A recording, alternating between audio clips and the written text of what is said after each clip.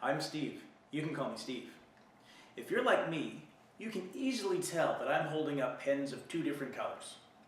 However, if you're one of the minority of people who are red-green colorblind, including at least 4 of my friends, you'd have trouble telling them apart. Incidentally, this is a Canadian channel, and I'm pronouncing color with an extra U.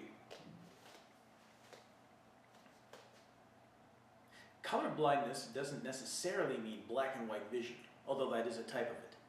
There are 7 different types, depending on which color you can't see and how badly you can't see it. For our purposes here, I won't get that detailed. The 7 types are grouped into 3 broad categories: red-green, blue-yellow, and completely colorblind. By far, red-green colorblindness is the most common. For every 1,000 people with red-green, more or less, there will be 1 person with blue-yellow. For the completely colorblind, it's more like 1 in every 100,000. Men are affected more than women. 8% of the male population have some form of colorblindness, while for women it's 0.4%. Of my 4 friends, 3 are male, and the female has such a mild case she didn't even realize until she was 28. I'll explain this discrepancy in a moment. Which colors a colorblind person actually sees can vary depending on which particular variety of colorblindness they have. I've taken this image from Wikicommons. The top line shows what a person with normal vision sees. The next 4 are the various subtypes of red-green colorblind. The next 2 are yellow-blue, and the bottom is completely colorblind. For someone with red-green, reds can look like a muddy brown, and greens might look yellow. My friends have trouble reading black text on a red background. For blue-yellow, green might look like a very light blue, and purples can be hard to distinguish. For most people, not being able to see every color is not a severe hindrance. Traffic lights in your country should always be in the same orientation, so even if you can't tell which color light is illuminated, you'll know whether or not you can go based on its position. Still, there are areas in which the colorblind can be accommodated. Technical displays that indicate status with green for good and red for bad can be tricky. At my job at the Neutrino Lab, our alarm display has an alternate mode that uses blue for good and red for bad. It's a trivial bit of programming, but it makes life easier.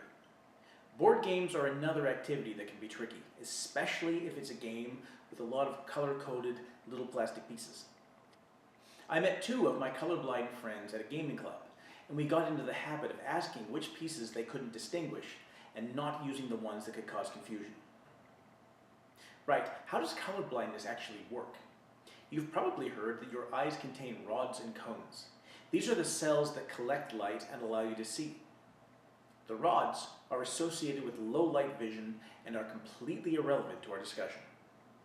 There are 3 types of cone cells, each sensitive to different parts of the visible light spectrum. When one of these cells doesn't work, you can't see the colors it should be picking up. 2 of these cells are associated with red-green colorblindness, and the 3rd one with blue-yellow. Total colorblindness happens when you have only 1 type of this cell, or none at all. The genes that control these cells are found in the X chromosome, which explains why men exhibit higher rates of colorblindness, since they only have 1 X.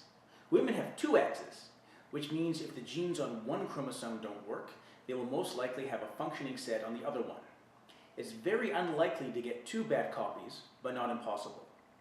My friend, who didn't realize she was colorblind until 28, probably has 1 non-functioning copy and 1 almost functioning copy.